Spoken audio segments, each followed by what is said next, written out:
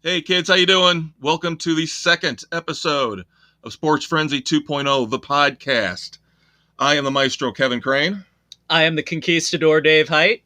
We welcome you back, all five of you that listened to the first episode. The conquistador is trying to talk me off the ledge and tell me not to worry. We've only been doing this for a week, so relax. We got to get word of mouth.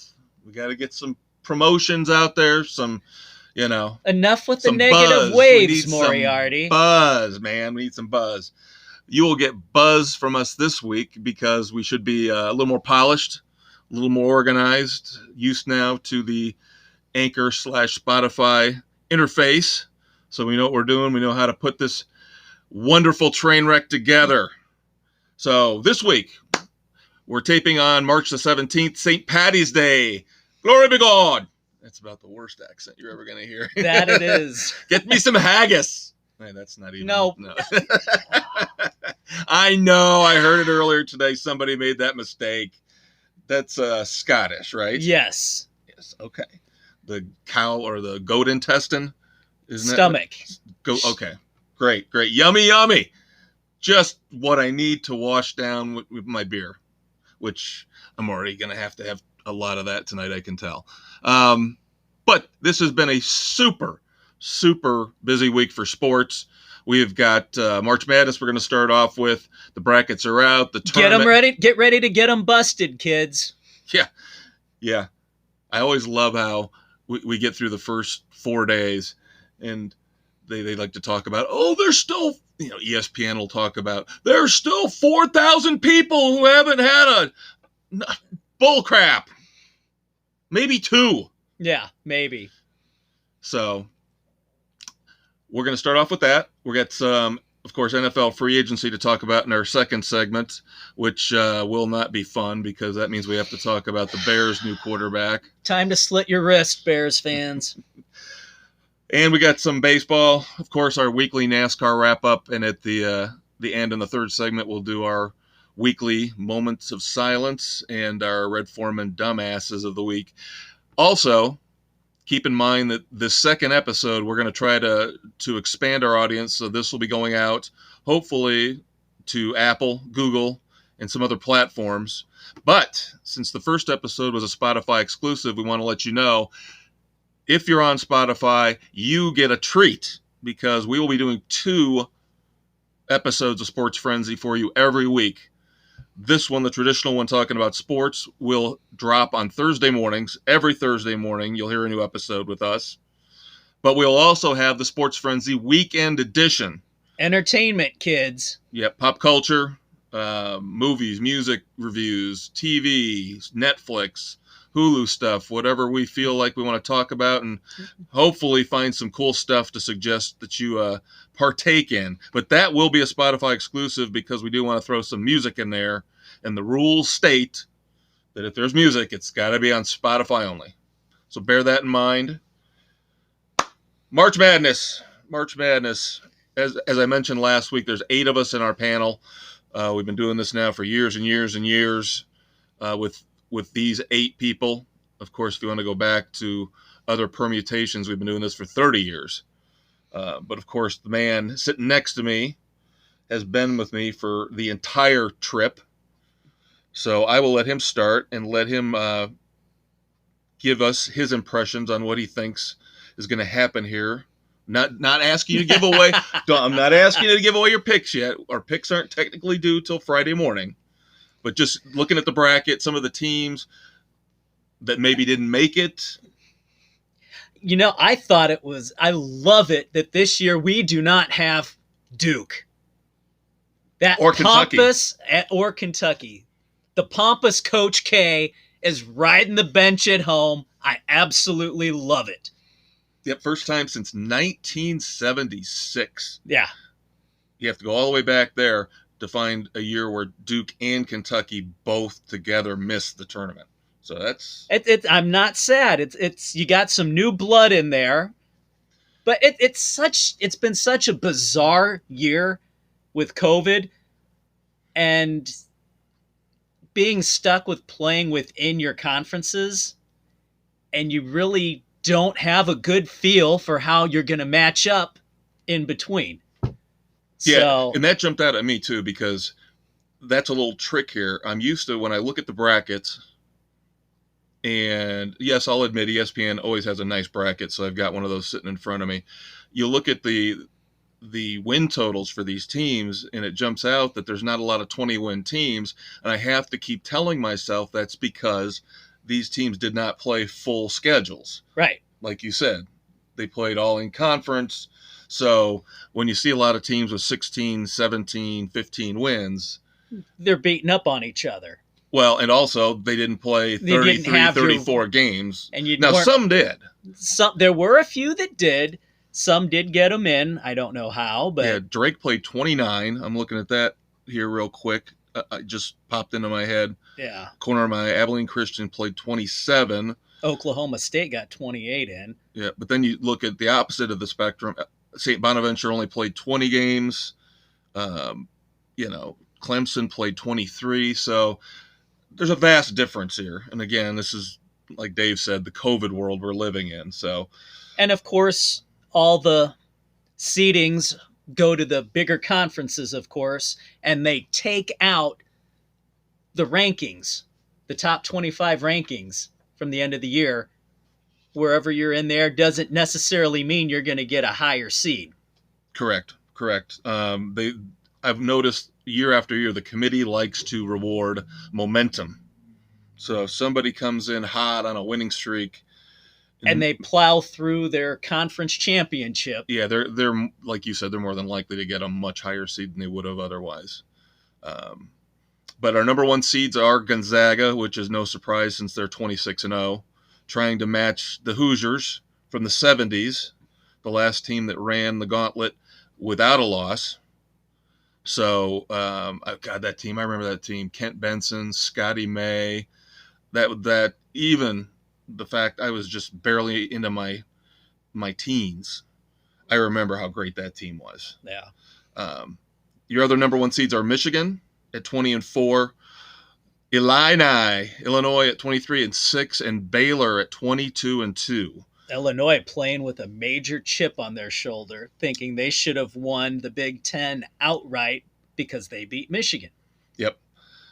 So, again, I would love to discuss our picks with you, but we're sworn to secrecy, sworn to silence, because we still got a couple days here. Again, because of COVID, they've bumped everything back a day. So tomorrow, the 18th, will be all 4 of the first 4 games. And then Friday, Saturday is the field of 64. And then they cut that down to Sunday, Monday. So Monday is going to be interesting. Monday is going to be bizarre. It's usually Thursday, Friday, Saturday, Sunday. Yeah. So that'll give things a very different feel. But before we wrap up basketball, I do have to get my 2 cents in on the fact that as I look in the bottom left-hand corner, playing Alabama, I see the 15 seed in the East, Iona. Rick Pitino got in. Of course he did. If you listened to last week's episode, you realize that I am not a Rick Pitino fan. So Rick Pitino gets in. And my lesson from this, kids, the devil always wins. Not only that, his son, Richard, was fired as Minnesota's head coach. Finally, 8 seasons. His regular season record was 54-96. What? Why would you hang on? And then the minute they Because fire he's him, a Pitino. and the minute they fire him, New Mexico says, we'll take him. New Mexico hires him Why? as their head coach. Again, Stop kids, the stupid retreads. Just because you have a historic last name doesn't mean you're going to be any damn good. there's a great show on Hulu called Hellstrom, which is based on a Marvel comic called Son of Satan. Richard and Rick, you figure it out, kids. I'll leave it to you. And one big snub I wanted to bring up, because this seemed a little bit ridiculous to me, talking about teams that played a lot of games. Belmont went 26-4, won the Ohio Valley regular season title, didn't get invited to the NCAA tournament or the NIT. How in the hell does that happen? I don't know. And I don't know. Belmont is usually a lock to be in the NCAA. Yeah, and the story that I saw really had a good spin on it because we all know nothing happened in terms of postseason play last year because of COVID, but Belmont was tearing it up last year too. Yeah. Technically, if you count last season, which ended abruptly, and this season, Belmont has won over 50 games in the last 2 regular seasons. And they're screwed. Has not played in a tournament. Crazy. That's pathetic. Crazy, kids. All right. That's segment number 1. We're going to take a quick break, throw some promos out at you, and we'll be right back with some football, free agency, and we're going to talk about some rules that baseball is experimenting with. Some of them are pretty cool. Some are outright asinine. So there you go. And one more thing, final on the NCAA tournament, nobody with double-digit losses should be allowed in. Well, again, considering the fact that, yeah, they played fewer games, if you got double-digit losses, that's pretty bad. That's pretty pathetic. Yeah. It is. So, okay, kids, hold on. We'll be right back with segment 2. Hey, kids, are you tired of the same old boring snooze fest sports podcasts? You've come to the right place. This is Sports Frenzy 2.0. New episodes drop every Thursday, featuring me, Kevin Crane, the Maestro. And me, the Conquistador, Dave Height. Just a couple Midwestern boys, well, middle-aged men, ripping apart the hypocrisy and debauchery hiding under the rocks in the world of sports. We'll talk about the Bears, we'll talk about the Cubs, we'll talk a lot of football and a lot of NASCAR. Every Thursday, come check us out. And just remember, like AEW's MJF always says, we're better than you, and you know it. Hey, welcome back to Sports Frenzy, episode 2 of our new podcast. I am the Maestro Kevin Crane. I'm the Conquistador Dave Height. And now we're going to jump into the NFL free agency frenzy. Bears fans, get ready to hang yourselves now. Yeah. I have listened to media far and wide, not only locally in Chicago. I've heard New York. I've heard the national shows here since the news broke late yesterday on the 16th that the Bears were bringing in Andy Dalton on a 1-year deal. Woohoo! We got the red rifle. Oh, God help us.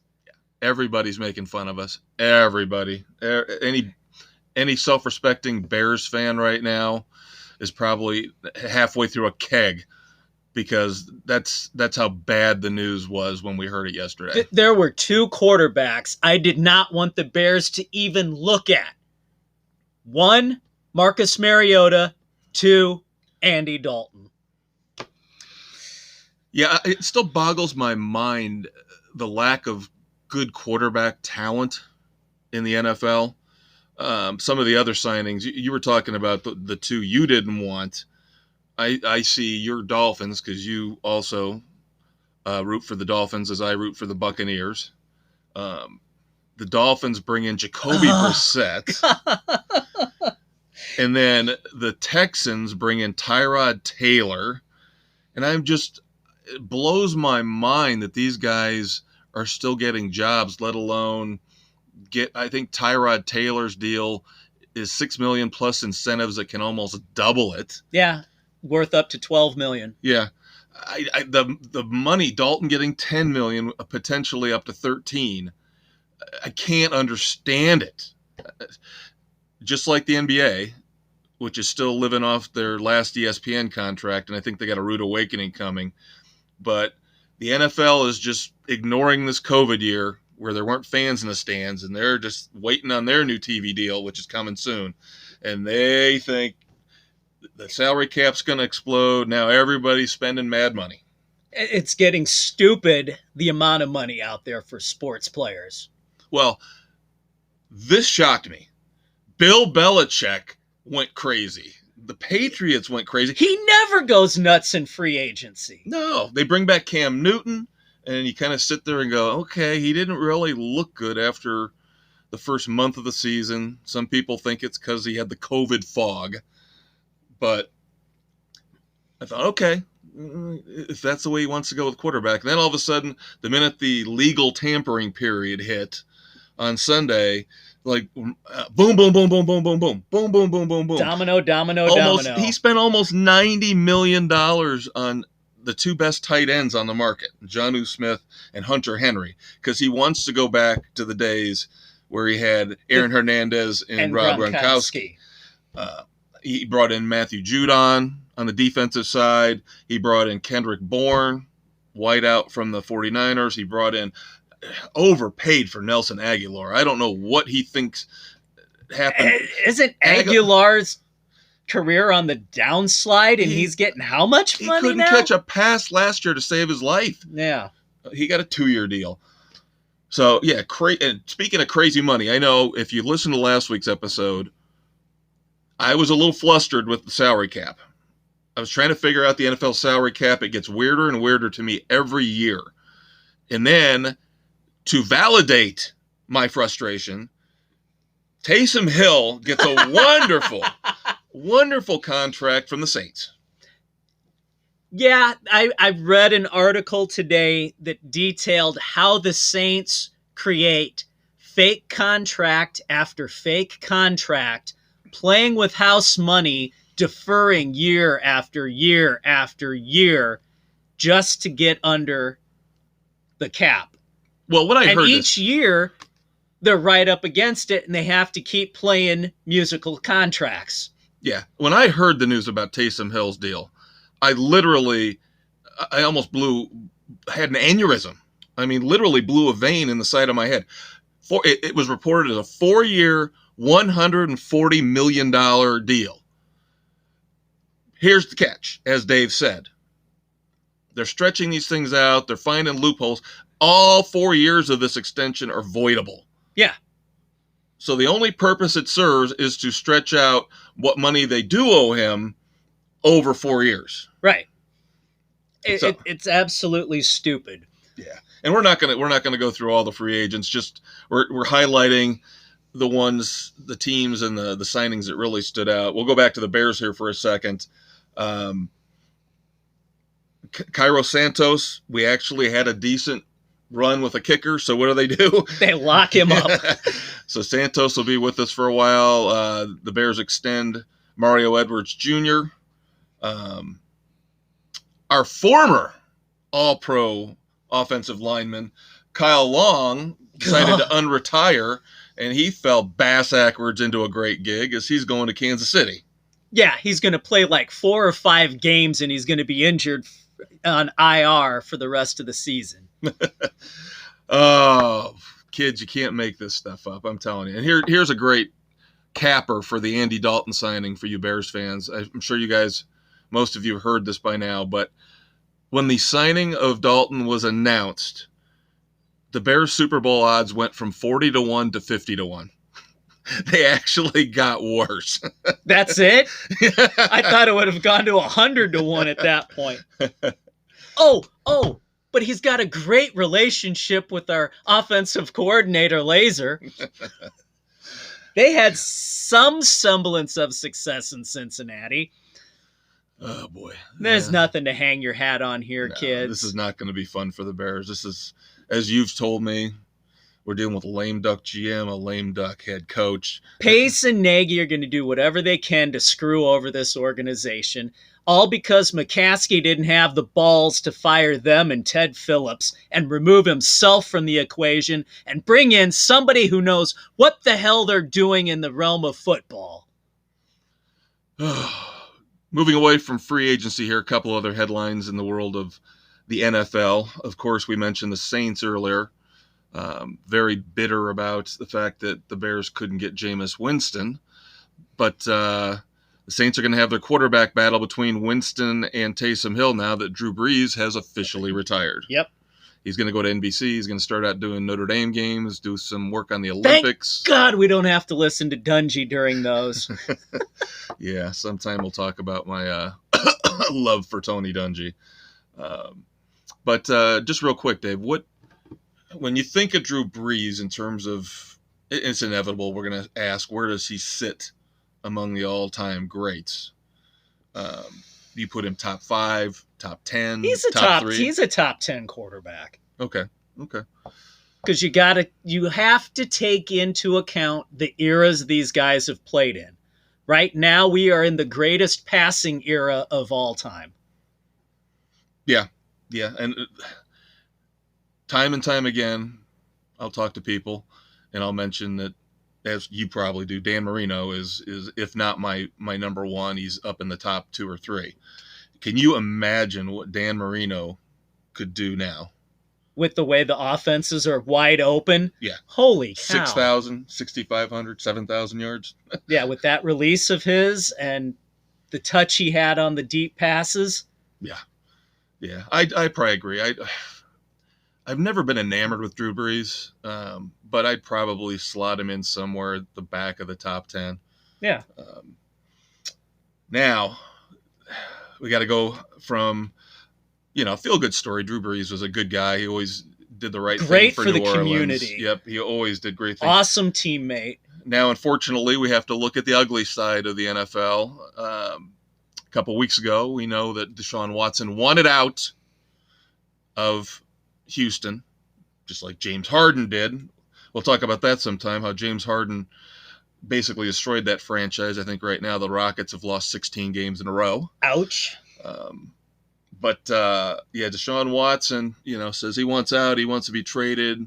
The Texans say, no, you're a quarterback. And they just gave him a huge extension last year. So I would hope they stick by their guns. But now, little twist in the story has emerged over the last 24 hours as we tape. 2 masseuses have joined together in a lawsuit alleging inappropriate sexual conduct by Mr. Watson. And the stories are starting to get a little bit more involved, and now there's supposedly 2 other people sitting on the sidelines who might join in to make it a grand total of 4 who are going to accuse him of inappropriate behavior. So we'll see. Not a good situation. Yeah. So, maybe this is why the Texans ponied up for Tyrod Taylor. Well, I was thinking the same thing when What did they know? When I saw the Tyrod contract, I thought the same thing. I thought, yeah, they know that this could end up getting ugly. All right, kids, we've got to talk real quick about baseball. The Conquistador supposedly got some kind of bombshell he's going to drop on me. But first, we're going to talk about some of these experimental rules that they've been working on in the minor leagues. Every minor league has been toying with a rule that MLB wants to experiment with and see how it affects the flow of the game. Now, I'm not going to go into detail in terms of which league has which rule, but these rules include making the bases a couple inches bigger. Stupid. Of course, the pitch clock.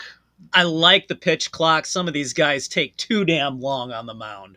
Of course, my favorite is the automatic strike zone, which will never happen because the umpires union will never let it happen, or at least be fully implemented. 2 words to guarantee this comes into MLB.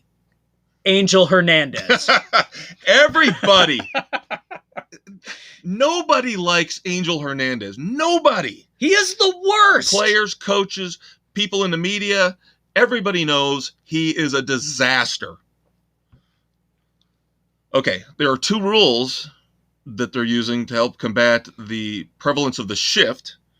One of the rules is you cannot have an infielder on the outfield grass. That doesn't bother me. And then, of course, the other one that they're experimenting with is the straightforward one, which you would expect logically, saying that you've got to have 2 infielders on either side of second base. That I like.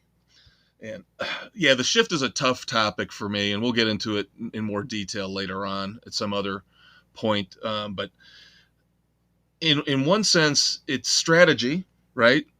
So how can you really legislate against it? But at the same time, they do it in the NFL.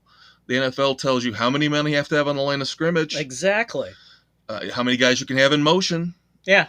So I kind of go back and forth with that. And then finally, this one seems a little bit ridiculous, but they're experimenting with limiting how many times the pitcher can throw over to first base. Oh, thank God. Some of these guys throw over way too much.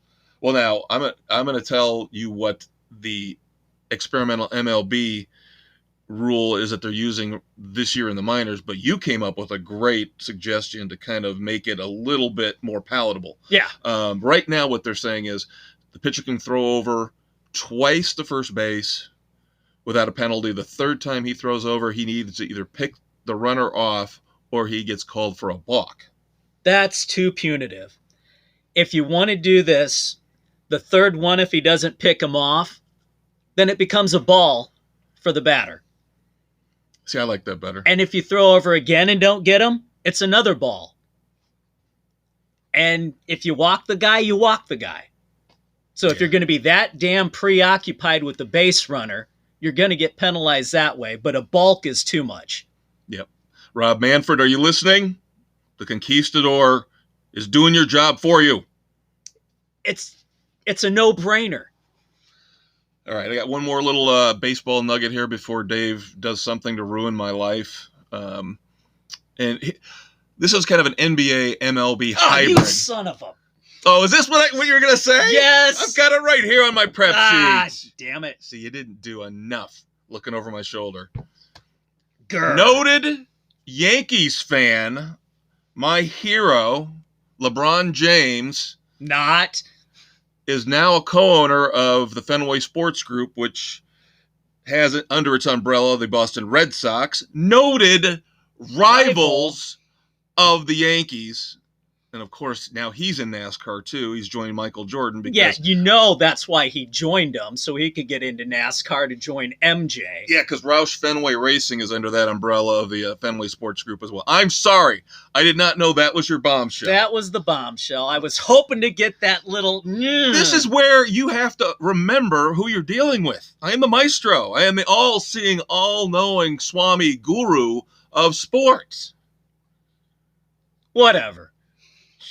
You're supposed to say, shut Next up, Kev. topic. Shut up, Kev. Next topic. No, next time. We're going to a promo break, and then we're going to be back with a little bit of NASCAR. Quick third segment to wrap things up this week. So we'll be right back, kids. Hey, Mr. and Mrs. America and all the ships at sea. This is the Conquistador, Dave Height.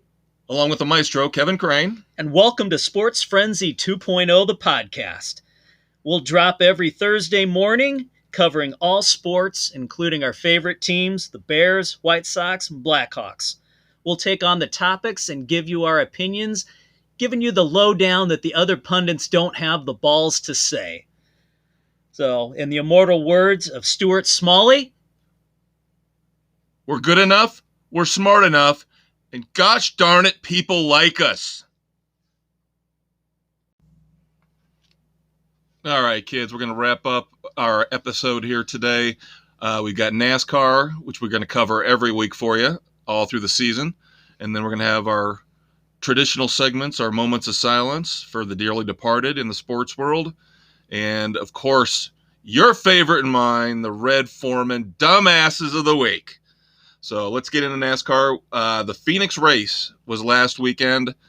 They are 5 for 5 now at the beginning of the 2021 season. 5 different winners over 5 races. Martin Truex won at Phoenix. Finally, Kyle Larson's a big name, and he won the week before, but finally it feels like one of the big teams. One of the big teams finally notched a win. Very boring race, though. Very boring race. I wish I could have seen it. I was stuck in the basement putting in a new water heater. This is not a podcast about home improvement, Bob Vila. Okay? This is sports. Until they make and life got in the way. Water heater installation becomes an Olympic sport, which it just might, considering some of the crap they're letting in the Olympics. Until that happens, focus. I'm just glad I didn't have to witness the debacle that was Kyle Busch's pit stop. Yeah, of course. If you listen to our first episode, you know that both the Conquistador and I took Kyle Busch for the Phoenix race. Along with the Big Blue W. Yeah, Big Blue W got burned too. And, of course, Kyle had an uncontrolled tire, and then he had a couple other mishaps on the track. He actually was lucky to finish 25th. So instead of a DNF, at least we got a few more points. But Duh. so let's see. How's the Folds of Honor Quick Trip 500 down in Atlanta going to go for us this week? It's coming up this Sunday, the 21st. We got all picks in? All picks are in a little early.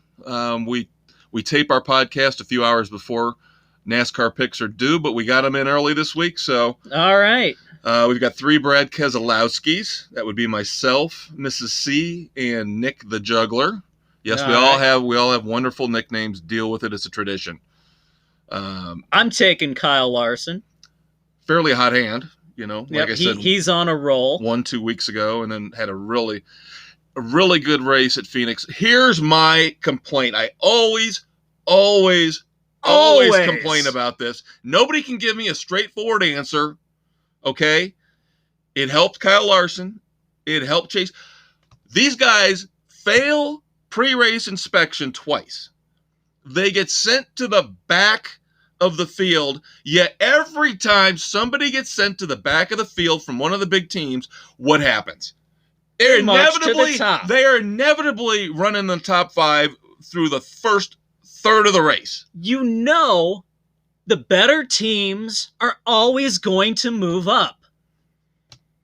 But they shouldn't be able to jet to the front like that. It doesn't make any sense to me how more often than not, and it happened, like I said, with Larson and Elliott, both had to go to the back for different reasons, and then they both ended up with great finishes. Because I just don't understand.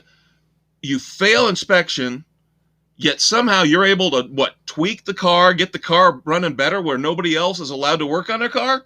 Is that what's going on? No, they don't get to do anything. All they have to do is tweak whatever it was to get it to pass inspection. There is something hinky going on here. They have the NASCAR inspectors there to make sure what they're doing.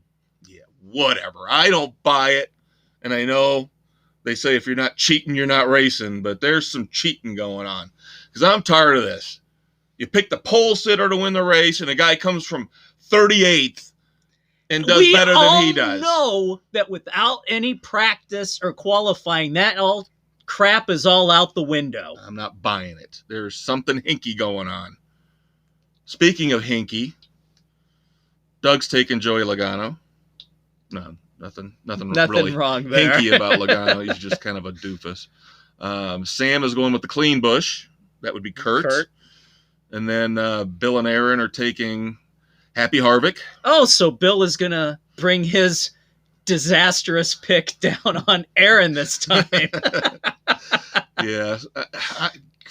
The only thing I worry about with Atlanta is it does strain the engines.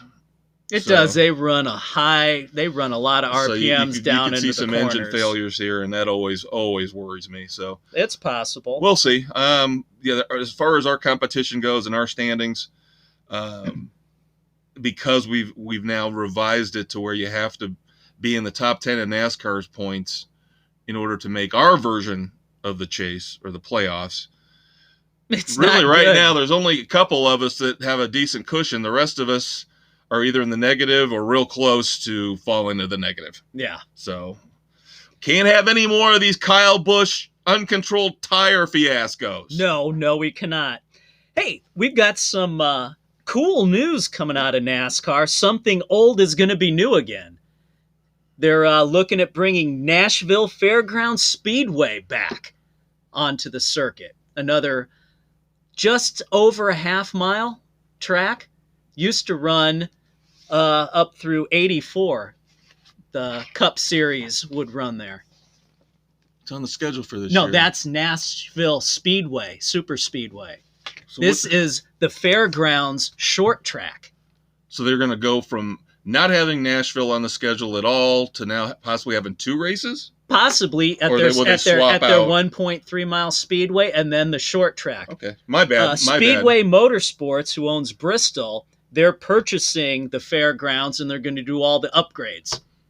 Well, you figure they took away the Brickyard and turned that into a road course. Yeah. So maybe they alternate this Nashville thing. This is one of the oldest fairground speedways in the country that has a chance to come back onto the Cup circuit. Like I said, the first time since '84.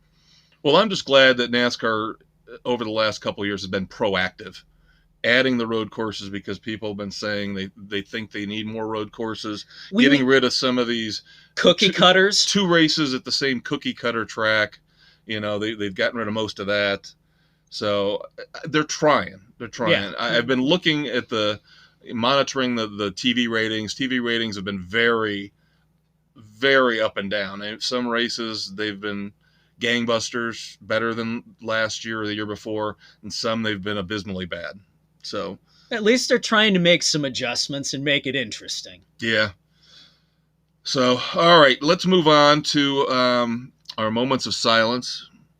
Of course, the big person that was lost in the world of sports this week was one of the greatest boxers of all time, Marvelous Marvin Hagler. Now, unfortunately, I really never got to see a lot of him box. It's so hard. It was so hard. It's a little bit better now, and now everything's shifted over to UFC. But you had to pay ungodly amounts of money to watch fights 20 years ago, 25 years ago. And I'm sorry, I wasn't about to shell out 70, 80, $100 to watch a fight. Yeah. It was tough to do to see the big guys play, but Hagler was definitely a true legend. And his wife thankfully came out and said, do not believe all the stupid internet rumors. He did not die from the COVID-19 vaccine. Yeah, I had not heard about that. But yeah, that was a big rumor running rampant, and his wife put a stop to that right away. Yeah, that doesn't surprise me. That's been going on the last year. Anytime somebody passes away, they like to tack it on as a COVID fatality. Yeah, well, they were blaming the vaccine, so there you go. We've got a couple others. Got to go over to Rush on this one. You hate to see something like this happen during competition, but 19-year-old Russian hockey player Tamir Fazaduvanov was hit in the head by a puck during the game, and despite all they did, he died on the way to the hospital. And then Detroit Tigers former pitcher, at age 37, Frankie De La Cruz recently passed away. Too young, way too young. Hate to hear that. But we'll have some additional moments of silence on our weekend edition, as well as what we're going to do now. Red Foreman Dumbasses of the Week from the sports world. I got 3 of them, so I'll start off. I was going to put this one in with the March Madness segment, but I missed it. But it will fit perfectly here in the Red Foreman. Oh, this is where it belongs. Segment. I have always been the kind of person, get off my lawn type of guy. Okay, I don't like change. I don't like people messing around with a good thing. Okay, I have always said I don't believe college athletes should be paid. They get paid in the form of scholarships and free food, free board. But it's a debate for another day. Dumbass number 1, well, this ties into it. Dumbass number 1 is Michigan State. And if they're going to pull something like this genius move that was announced last week, then I start to think the kids need to be paid. So Michigan State is now going to be known the Michigan State University Spartans presented by Rocket Mortgage. If you're going to start pulling this kind of crap, then I'm going to start rethinking my position, and maybe these kids need to get paid. You guys aren't bringing enough from all the TV contracts and everything else you've got going on. You have to be sponsored now. That's pathetic. There is no such thing as amateur sports in college anymore. No. I'm still stubborn in my ways because I still don't like the fact that a lot of these pundits out there are going to say, pay the kids, pay all the kids, pay all the athletes. I still hold out to the fact that if you're going to give them a full ride scholarship, free room and free board, you're taking that I know they bring in a lot of money for I the mean, school. how many but millions and millions of dollars do these schools get from these kids? Well, what I would like to see is turn that money around and give more scholarships out to engineers, to doctors, to lawyers. Well, Yeah. maybe not lawyers. We don't need any more of those. No. But No, I they still need to don't- bring the cost of the education down. Your sports income should be supplementing the tuitions to make it affordable so all these kids aren't going into debt and you don't have the damn government trying to bail everybody out. That's right. That's well said. Well said. Because, you take the top 20 universities in this country and take their endowments, they could probably buy the country 3 times over. Yeah. All right. Where's my damn money back from me paying off my college loans? Yeah, me too. I want in on that. Hell yeah. All right. I'm going to do another one, then I'm going to turn it over to Dave for his. This is a real quick one. Drew Brees retired, as we mentioned earlier in the show. I've been getting into Good Morning Football a lot on the NFL Network this year, basically because of Kay Adams. She is so beautiful. Don't be misogynistic. But Nate Burleson, who's also on the NFL Today, is a regular member of the crew on that show. And when they announced Drew Brees' retirement and we're talking about him, Nate, sometimes you're awesome and I love you. Sometimes you can be a bit of a hipster doofus. And only a hipster doofus would decide his way to throw a tribute towards Drew Brees would be to recite a spoken word poem. Oh! And I just sat there. That's 20 seconds of my life I'll never get back after he was done. All right, my dumbass of the week. It's got to go to the Illinois Appellate Court. They have decided they will allow the lady to bring her lawsuit against the Cubs in the MLB because she got hit in the head by a foul ball because the net didn't go down far enough to protect her. When we all know it's stated everywhere in the stadium, it's announced, it's on your ticket stubs. Pay attention to the game. It's why you shell out hundreds of dollars to sit there to watch the game. Yeah. I can't. Yes, it's sad that she got hit, but she wasn't paying attention either. And some responsibility has to go on to the people. Nope. I'm sorry. We have to wrap everybody in bubble wrap is what we have to do. Because everybody is precious. Everybody's life means something, Dave. It's a McDonald's coffee. Anyway, there we go. Yeah. You'll hear that referenced many times here on future episodes. One of our favorite moments in history. Yeah. All right, I got one more for you, and then we're going to wrap things up. I don't know if Dave heard this one. This should be the number one dumbass of the week. The Lakers, Kyle Kuzma. Oh. They were playing Golden State here the other night. I didn't want to acknowledge this one. A badly missed a free throw. Airballed it pretty much.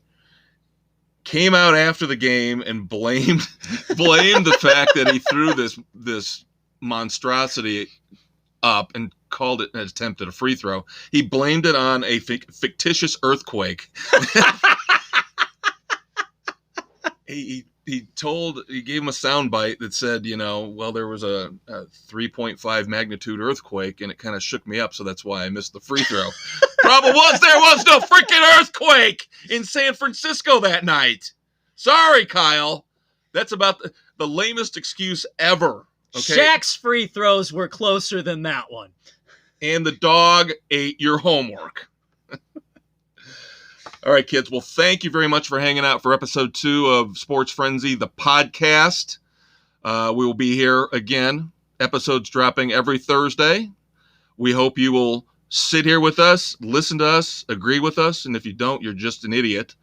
But more fun coming down the road. We'll polish things up every week. We'll get this sucker on track and become the greatest. Well, we're already the greatest podcast in the world. What am I thinking? I have no idea. All right. I am Kevin Crane, the maestro. I'm Dave Height, the Conquistador. All right. Say goodnight to the kids, Dave. Good night to the kids, Dave.